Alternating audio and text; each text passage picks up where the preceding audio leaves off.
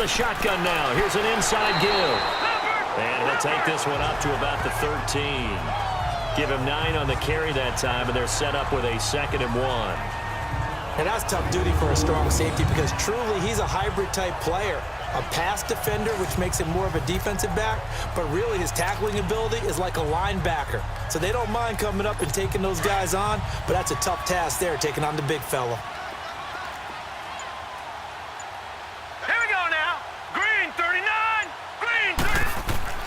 On play action, they'll throw. Finding his safety valve here. That's complete. And he's got it past the 30 before he's hit and dropped. And the play goes for 19 yards. Gives him a new set of downs. So many times you hear today's NFL described as a space game.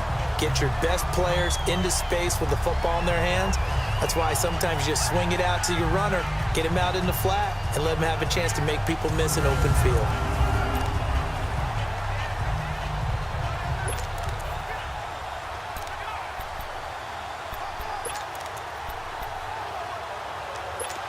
Back-to-back good plays have them on the move on first down.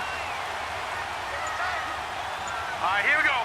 Green, 39. And they'll try the ground game here with the running back. And he's going to be met at the line of scrimmage and taken down.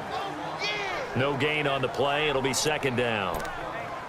He had a great read there from his free safety position. And, Charles, you know with those guys, it's all about their eyes. They have to be laser-focused. Yeah, I had to fake my way through it when I was playing, but now I can see exactly what they're doing. And on that play, he obviously had no presence to feel like he's being pushed for a pass. And without that, that allowed him to get up to the line of scrimmage and hold him to no gain. And forget about finding a lane. He barely had time to look up before he was planted in the backfield.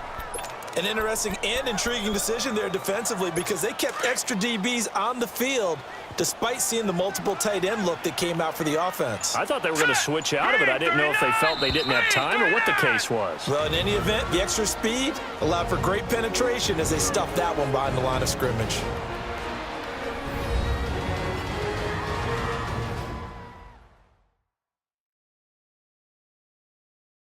Coming up at halftime, we remind you once again that we're going to check in with Jonathan Coachman in Orlando. He'll have stats and scores from around the NFL as we reach now, hard to believe, the halfway point of the season. Time flying. It certainly is. Time to get the sweaters out, my man. The Broncos on 3rd down. They've converted 3 out of 5 thus far. This is 3rd and 11. Set. Blue 90. Blue 90. From the shotgun now, here's an inside give. They showed off the athletic juke. Good little gain there. Not a whole lot of real estate, but a nice carry. They've definitely established a rhythm on this drive, moving the ball quite well. And big man with football is an integral part of the whole thing.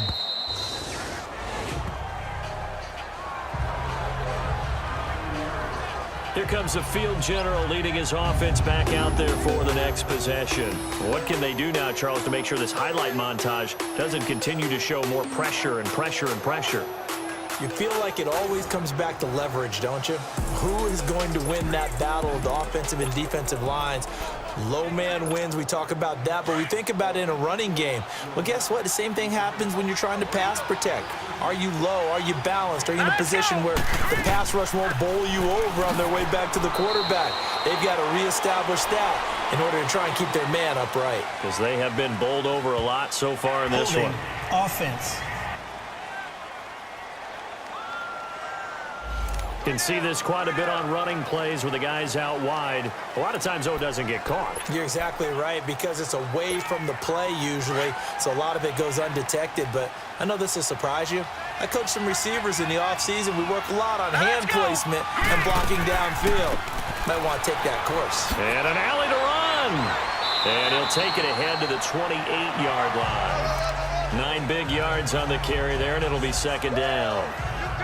And there we saw one of the downsides of blitzing during a rundown, because sometimes you get out of your gaps. You don't fit the run quite as well because you're headed towards the ball carrier with abandon.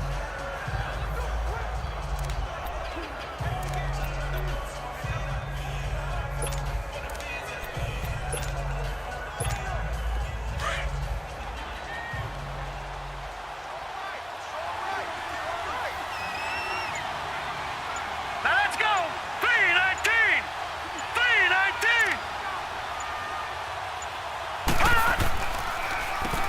They run a draw here on second down. And they'll bring him down after just a short pickup. 1 yard officially on the pickup, and it'll leave him with a 3rd and 11. Well, we just saw a great example of what we talked about with his coach prior to the game. He's definitely one of the better linebackers at reading a play and flowing to make the stop before it turns into something big.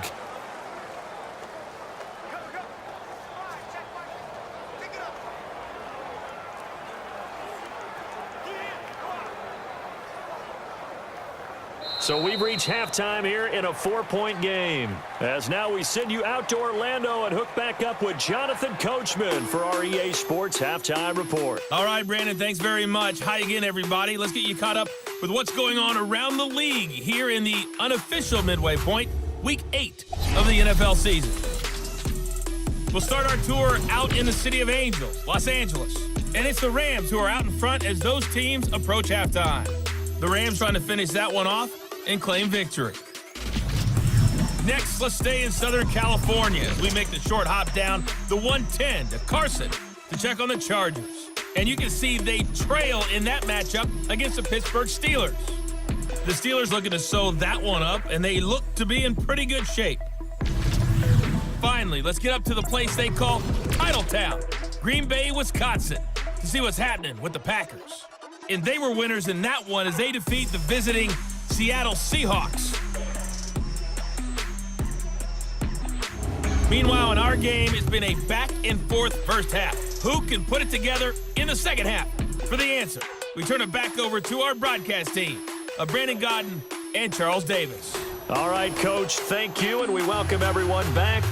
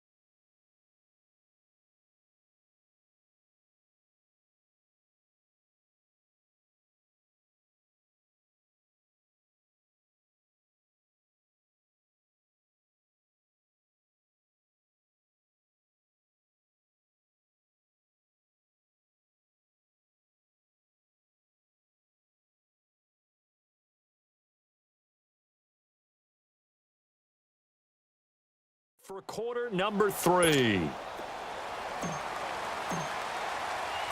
Both teams appear ready for the fight ahead, and we resume action here in quarter number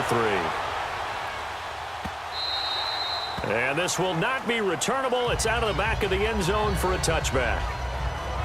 Here comes the Broncos offensive unit here as they'll have it first to begin this third quarter. They're down here, but very much in this game. What's the tonality of a coach's talk when a game is within striking distance like this at intermission?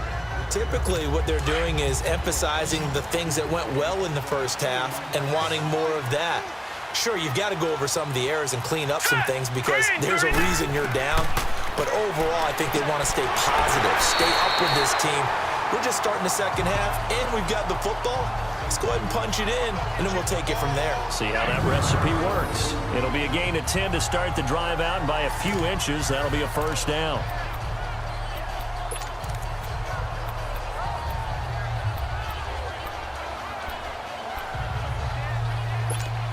Ball up to the 35 now as they come up on 1st and 10.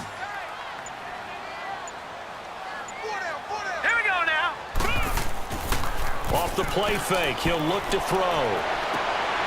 Wide open receiver complete. And they're going to have this across midfield and inside the 45. And a nice gain of 21 yards. The goal for any offense versus a zone defense, find the holes where guys are available and put the ball on the receiver before any defender can step up and fill it. They did it well there. Perfectly executed crossing route. Back-to-back good plays have them on the move on first down. All right, here we go.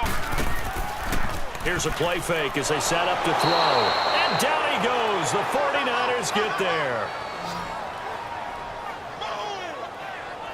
Now, we talk about players blitzing all the time. I often laugh and sometimes call it just straight-ahead pursuit. What a running start right back to the backfield for him. Yeah, it really didn't give anybody a chance to get up there and stop him. No, I mean, that's really, really difficult. You're asking a whole lot anyway, but when he gets that kind of a start and comes through clean, oftentimes the advantage definitely goes to the defensive player. Coming up now on a 2nd and 15 following that sack.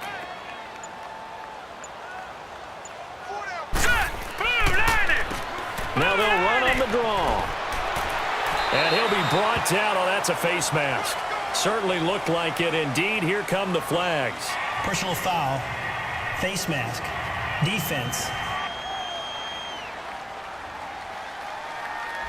So they will accept the penalty and move forward.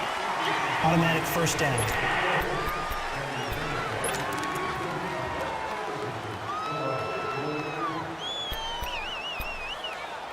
After the penalty, a fresh set of downs. It's 1st and 10.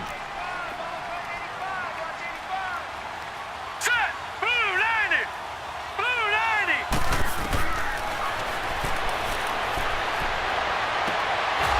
And he's got his man on the out route.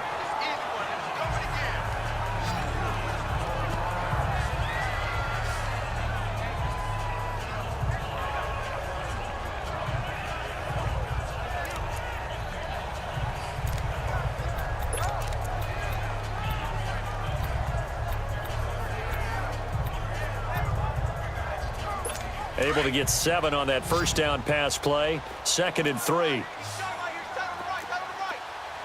go now. Blue 90! Blue 90! That's going to be caught at the 10-yard line.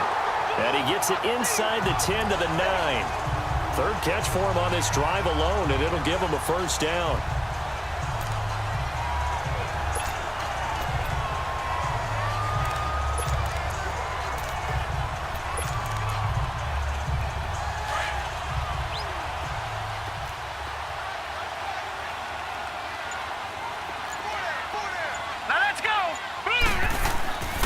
They'll try and run for it on 1st and goal. And they get him down at the 1. He had the broken tackle, but ultimately could not get into the end zone. It'll be a pickup of 8 and a good first step there with 2nd and goal coming up.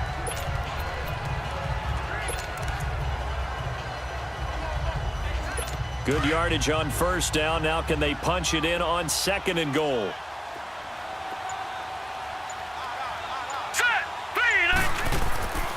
They'll give it to him up the middle. And this is not going to do it as he stopped at the 2-yard line.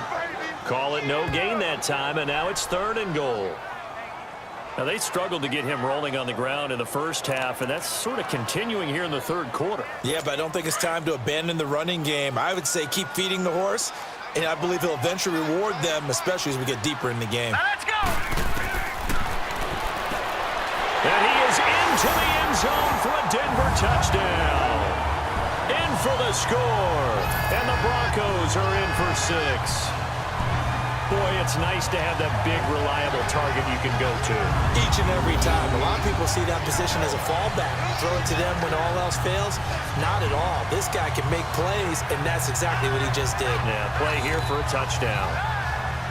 Now they'll line up to kick the extra point.